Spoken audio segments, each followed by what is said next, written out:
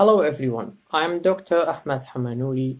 In this video I'll be talking about my experience of how I passed the Swedish medical recertification exam, the theoretical part, which is known as the Kunskapsprov. So this is one of the steps of becoming a doctor in Sweden.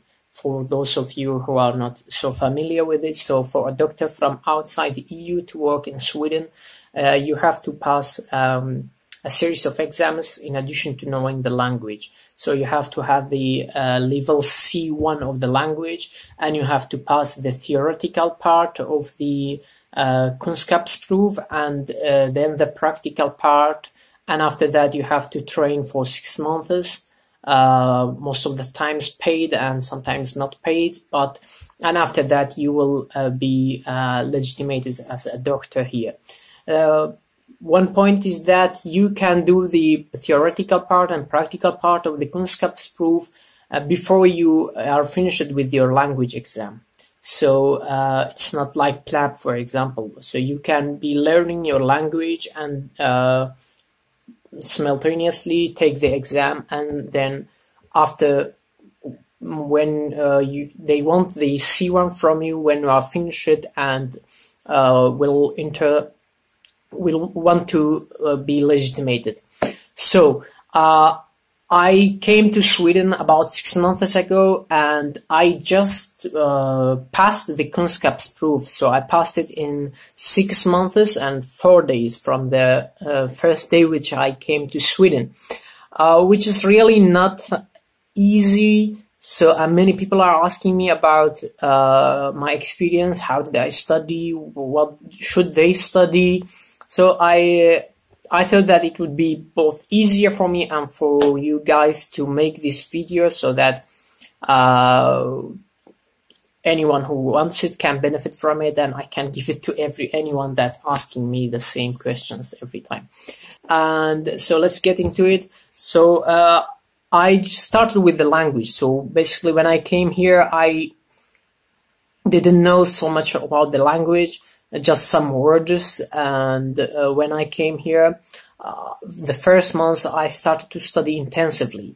And when you study Swedish, if you have experience of English and any other language, will help you so much.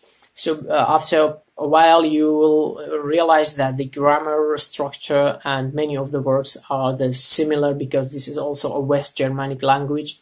So many common things between German and Swedish and English.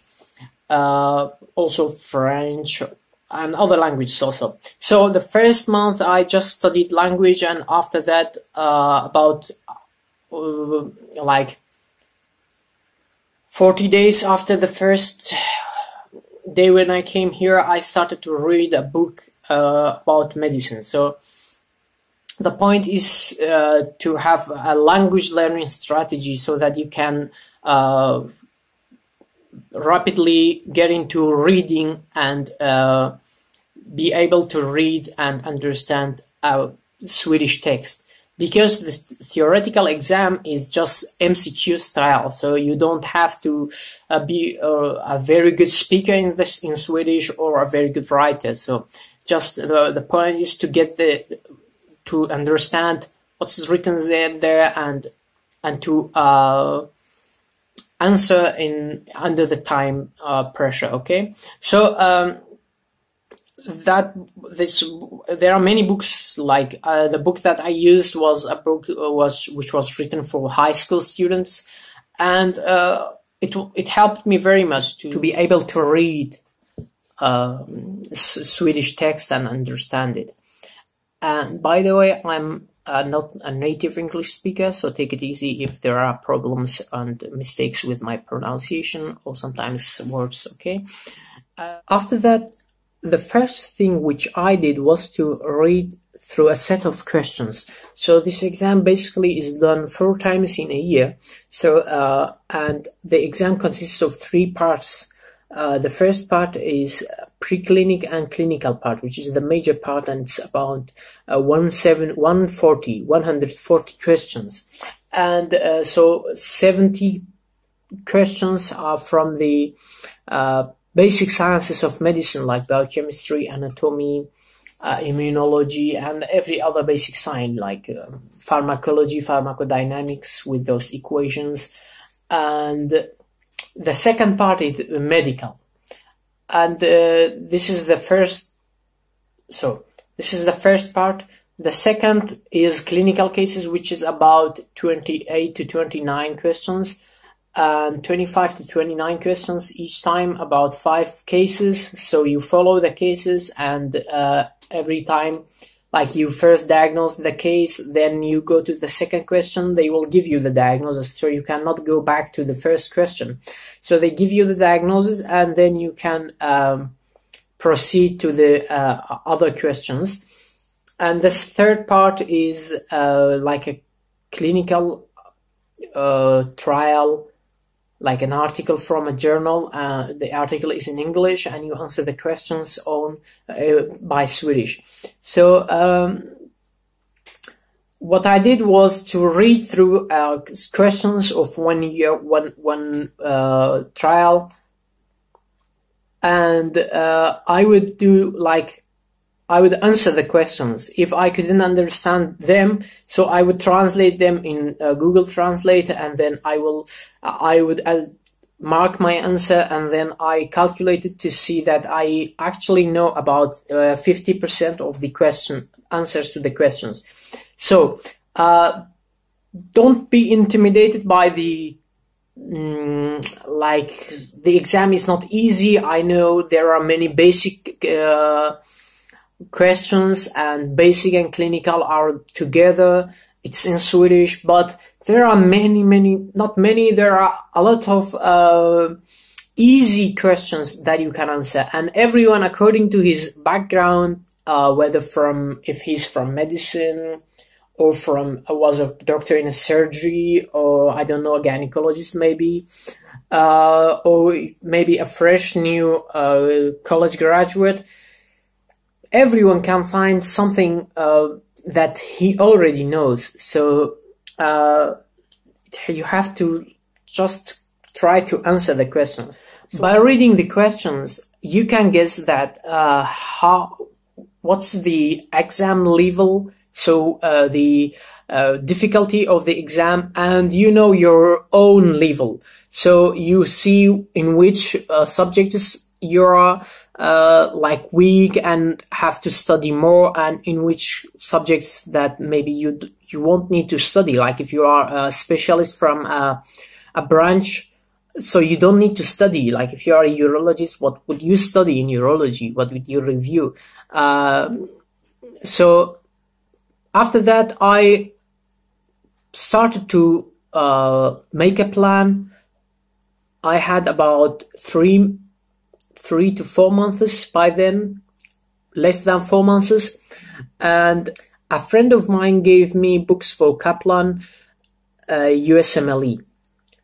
Okay, and together with the videos, I started by them studying anatomy and biochemistry.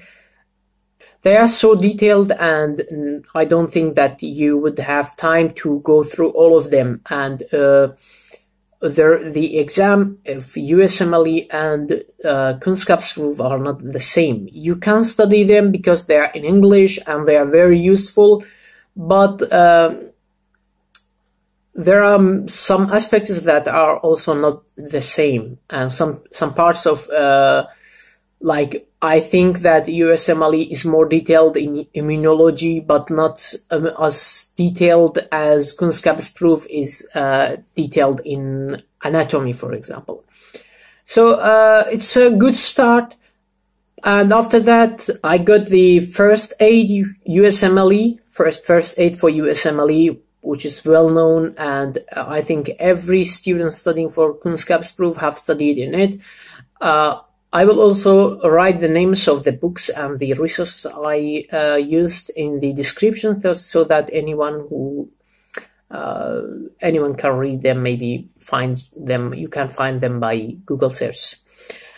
So after I started the first aid for USMLE, I realized that many of the concepts inside it are so summarized that I cannot understand. So I turned to videos. So sometimes I used Kaplan videos, especially in the pharmacology. It was so helpful. But sometimes also, actually much of the times, I just searched it in YouTube, and I found some great resources, which maybe you are also familiar with them. Like Osmosis is very good. There's a guy his name is Armando Hasutsogan. I'll also put the name, maybe the link also. And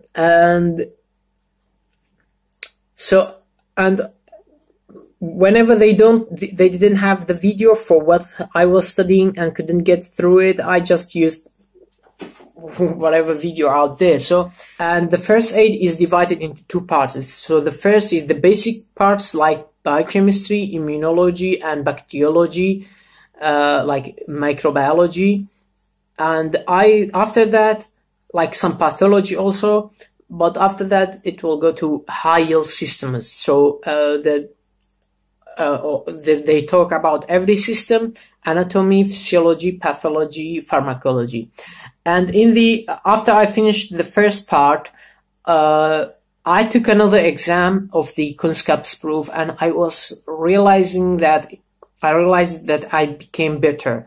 And with the high-yield systems, I started to review it more clinically. So it depends on you, how would you do that, but I did it for one time and then came back to do a repetition. So as you may already know, that repetition and spaced repetition is a very great technique that you can use. So it doesn't work just to go and study and study and study, and then you will just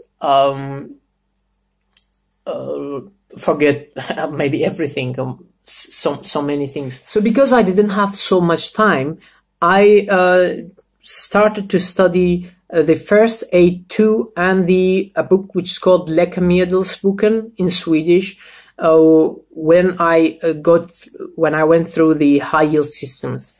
So Läkemedelsboken is really a great book. It's detailed, I see, but if you have time, I know people that have finished this book twice before the exam, like they have studied for a year and a half. But if you don't have so much time like me, you can just study the materials that you cannot find anywhere else. Like I couldn't find the like drug abuse and pain medicine, like opioids, because there are many questions inside the Kunskapsprov about it. And also you can use the first section, which is the emergency, and it's really helpful. And also you can use the figures inside it, because this is the official book of the drug agency of Sweden. So there are many questions about it, although I think that they will give up this book the next year. But besides this, there are also some websites that people use it, like Hippocampus, and I used Hippocampus, but not so much, but I used the Internet Medicine, which was really great. And there are also some Facebook and Telegram groups with information and resources. I will put the link of them. And inside these groups, there's a group, it's called Kunskapsprov in the Telegram. Maybe I will put a link to it also. There was exams, like previous exams, which is called Tule, and this is the exam which was used before this new exam, new Kunskapsprov, was introduced. So and there are the those questions with the answers, and they are really helpful because you need to practice. You need to practice as much as you need to review. You need to practice, and when you practice, you see your weak points and which subjects to study much more. And like there are also some AT proof. So there's also a website which is called Who's 75, something like that. I will also put the link to it. And there are also so many good summaries and questions. So you can use these. I used everything, but I used them to like fill my gaps, to reach and to do the questions, because like about 1 month and to 1.5 months before the exam day, I started to do exams from the previous Kunskapsprovs. So I would do 35 questions in an hour, like because for 140 questions you have like 4 hours, and I was doing them, and I would look like which subjects I have problem with them. And then I realized that there are some topics that are not covered in, for example, USMLE in the detailed manner that is being questioned in Kunskapsprov. Radiotherapy, anesthesia, and forensic medicine are some of them. And then I was good enough to understand the videos by Umeå Universitet themselves. So Umeå University, which is responsible for the exam, have really good videos out there in their website. So if you are a member, you can become a member when you want to come here. And it's just you go to their website and fill a form, and they will send you an ID. So there, especially the the important topics which some of them were these which I said. Sometimes you get a question just from the website, the slides, okay, and so it's very good for when you review, and as I said, you fill your gaps. I used also, as I said, first aid too, but not every part of it. You have to be careful because some of the topics you have to adjust according to the Swedish guidelines. Like, for example, so otitis media in children is treated with amoxiclav in USMLE, but in the Swedish guidelines, still you just go with active expectants. That's, you will not write antibiotics. And so there are certain antibiotics like penicillin, which is still being used here, but not in USMLE. So for that, you can return back to the Läkemedelsboken, or as I said, you can use the videos out there, or the Internet Medicine, or the Hippocampus website.